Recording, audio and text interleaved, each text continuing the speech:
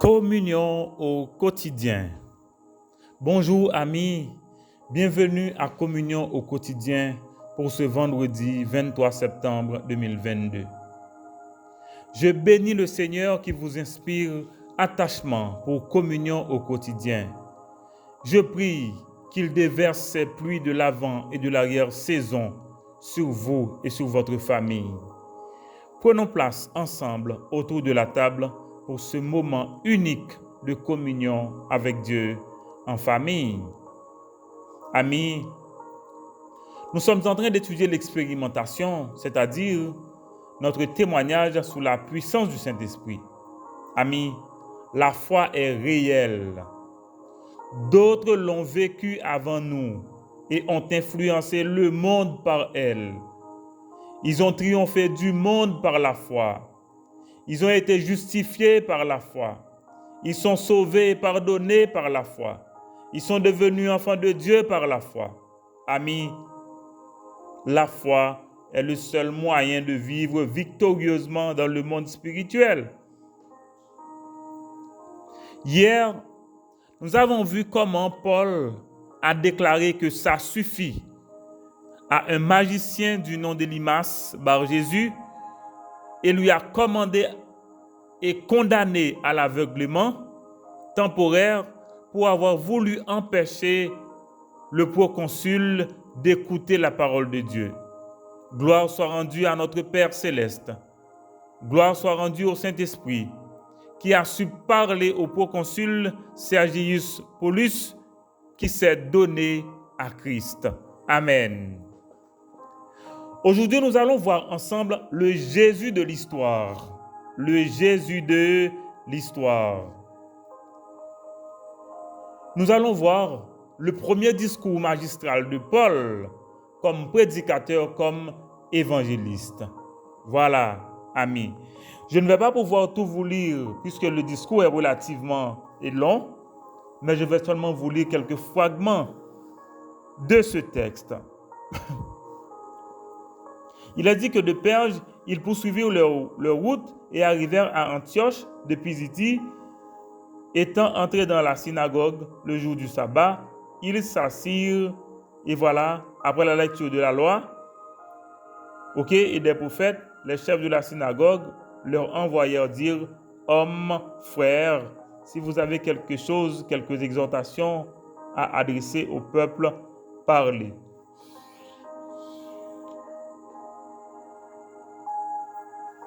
Comprenez que maintenant la parole est offerte à Paul et à Barnabas. Et voilà comment Paul va commencer. Et voilà, on est au chapitre 13, verset 14. Maintenant, à partir du verset 16, il est dit que Paul se leva et ayant fait signe de la main, il dit: voilà, hommes israélites, et vous qui craignez Dieu, écoutez. Il va commencer par les patriarches, le Dieu de nos pères. Le Dieu de ce peuple d'Israël a choisi nos pères. Voilà. Et les versets que je vais quand même vous demander de souligner, c'est à partir du verset 23, quand il dit: c'est de la postérité de David que Dieu, selon sa promesse, a suscité à Israël un sauveur qui est Jésus. Ça, c'est le premier verset que je vous demande de retenir. Et aussi quand il dit que car les habitants de Jérusalem, au verset 27, et leurs chefs ont méconnu Jésus, et en le condamnant, ils ont accompli les paroles des prophètes qui se lisent chaque sabbat, quoiqu'il n'ait pas trouvé en lui rien qui soit digne de mort. Ils ont demandé à Pilate de le faire mourir. Ok? Et il a dit au verset 30, mais Dieu l'a ressuscité des morts. Ok? Il est apparu au verset 31. Ok? Et maintenant, nous vous l'annonçons. Nous vous l'annonçons. Nous vous l'annonçons. Voilà, parce que Dieu a accompli par lui beaucoup de choses.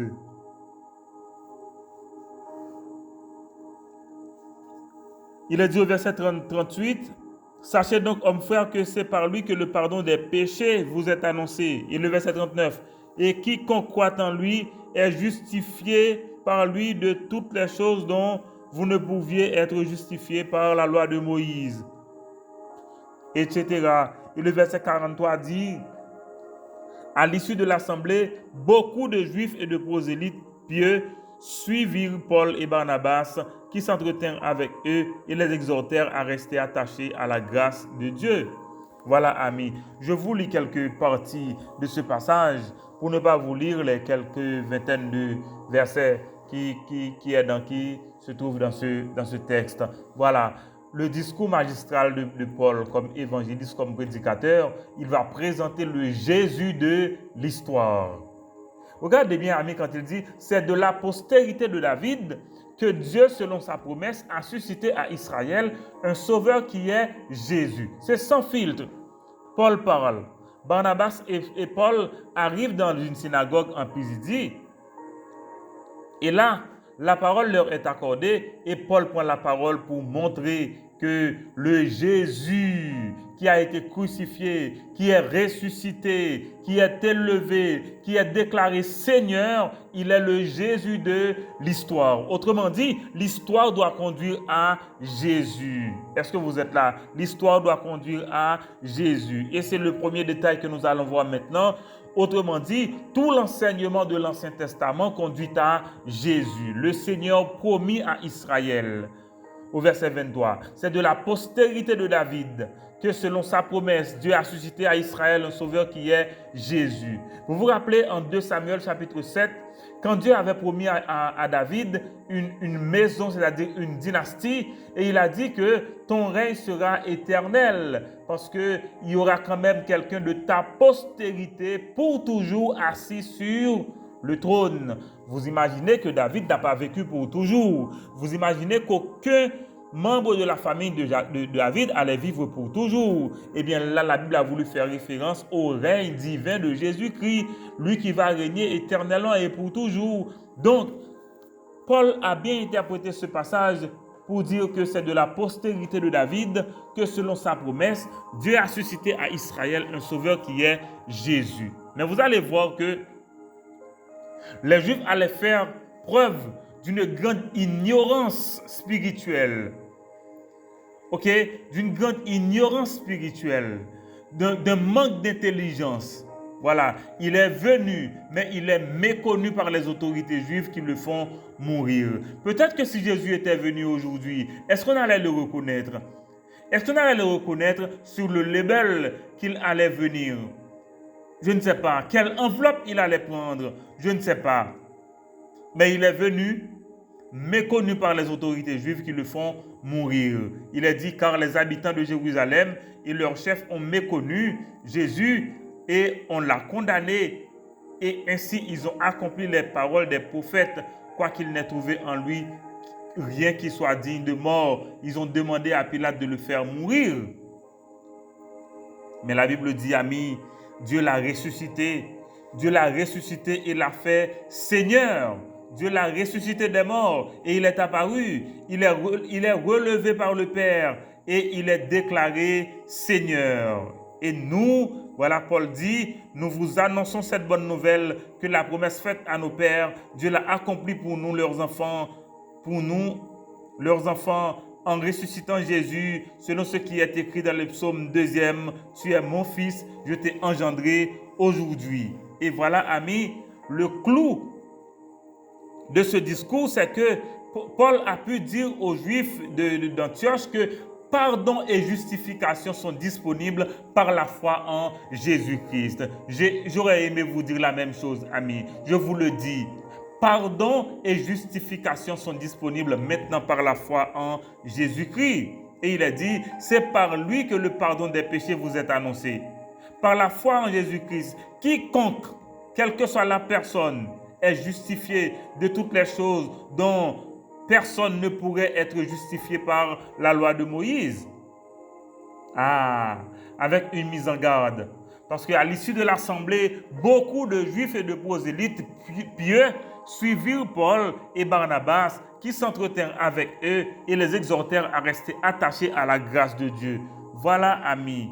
Voilà le Jésus de l'histoire. Il est de la postérité de David. Il est méconnu et sacrifié et crucifié par les Juifs et le gouvernement romain de l'époque. Mais la parole de Dieu nous dit que Dieu l'a souverainement élevé. Dieu l'a ressuscité des morts et il l'a déclaré aussi Seigneur. Et c'est pourquoi aujourd'hui, au nom de Jésus, tout genou doit fléchir dans le ciel, sur la terre, sous la terre, et que toute langue confessera que Jésus-Christ est Seigneur à la gloire de Dieu le Père. Est-ce que vous êtes là, amis? Et voilà, à ce message et en réponse, beaucoup de Juifs et de prosélytes pieux se donnent au Seigneur et rendez-vous est fixé pour le sabbat prochain. Amis, retenons quelques principes. D'abord, l'histoire amène à Jésus et Jésus amène à Dieu. Donc, en dehors de Jésus, la vulnérabilité ne nous laissera aucune chance. Voilà, amis, l'histoire amène à Jésus et Jésus amène à Dieu. Donc, en dehors de Jésus, il n'y a pas moyen d'arriver à Dieu. Et en dehors de Dieu, il n'y a pas de salut non plus. Voilà le premier principe, amis. Deuxième principe, par son incarnation, par son affaiblissement, Jésus est rejeté et mis à mort par ceux-là même pour lesquels il était venu. La parole de Dieu dit, il est venu chez les siens et les siens ne l'ont point reçu, mais à tous ceux qui l'ont reçu, à ceux qui croient en son nom, elle a donné le pouvoir de devenir enfants de Dieu. Voilà, et voilà comment la parole de Dieu nous dit que Dieu le Père l'a ressuscité et l'a fait Seigneur. Dieu le Père l'a ressuscité et l'a fait Seigneur. Et pardon et justification sont disponibles par la foi en Jésus-Christ. Il est dit en Acte 10, le verset 43, que tous les prophètes rendent de Jésus le témoignage que quiconque croit en lui reçoit par son nom le pardon des péchés. Par la foi, tout un chacun qui confesse Jésus est pardonné de ses péchés. Et il est dit aussi en Romains chapitre 5, le verset 1er, eh bien nous avons donc été justifiés par la foi en Jésus-Christ. Nous avons la paix avec Dieu. Autrement dit, le pardon des péchés et la justification sont disponibles par la foi. La question, amis, est-ce que vous êtes justifiés par Dieu? Est-ce que vous êtes justifiés par Dieu? Avez-vous mis votre confiance en Jésus-Christ? Avez-vous la foi en Jésus-Christ pour recevoir le pardon de vos péchés et la justification de toutes les œuvres dont vous-même vous ne pourriez vous justifier? Est-ce que vous comprenez? Voilà. Et autre chose, amis, c'est que de tels messages sous la puissance du Saint-Esprit a pour effet immédiat. Beaucoup de Juifs et de prosélytes pieux se sont donnés au Seigneur. Alléluia. Et le rendez-vous est cassé au prochain sabbat. Le rendez-vous est cassé au prochain sabbat. Autrement dit, Paul va retourner ainsi que Barnabas pour continuer cette prédication. Amen, amen, amen. Le Jésus de l'histoire. Prions, amis. Disons, Père, je te rends grâce pour tes bienfaits et pour tes grâces multiples dans notre vie. Je bénis ton nom pour Jésus-Christ, ton Fils unique, mort à notre place pour nous sauver et pour sauver tous ceux qui le confessent comme Seigneur et comme Sauveur. Je te remercie pour le Saint-Esprit, l'agent divin de la conquête au nom de Jésus. Merci pour le témoignage de Saul, notamment ce discours qui démontre que l'histoire doit aboutir à Jésus. Père, nous te demandons de permettre à chaque personne que tu connectes à notre service de rencontrer le Jésus de l'histoire pour être transformé par lui. Je te remercie pour le pardon et la justification par la foi en Jésus-Christ. Nous intercédons maintenant, Père, en faveur de chaque personne connectée à ce service. Permets que chacune ait une révélation divine spéciale de Jésus-Christ. Amen. Nous pensons aux églises des Frères du Calvaire dans le Nord, à Camp-Louise, à Montvoisin, à Cité Blue Hills. Père, assume le leadership de cette œuvre pour la gloire de ton nom et l'édification de ces familles. Au nom de Jésus. Nous pensons à notre frère Leslie Apollon, qui pleure maintenant le départ de son père. Nous prions pour la consolation et le relèvement de toute la famille, principalement le frère Apollon, sa femme et ses enfants. Nous pensons à la famille Savin, notamment pour cet homme malade. Ô Père, interviens miraculeusement en faveur de cette famille et guéris ce frère au nom de Jésus. Nous pensons à notre frère Harold Osius. Père, console le cœur de notre frère, guéris-le de ses maladies, relève et restaure notre frère et accompagne ses enfants. Ô Père, nos parents sont entre tes mains, notre famille dépend de toi, notre pays attend à toi.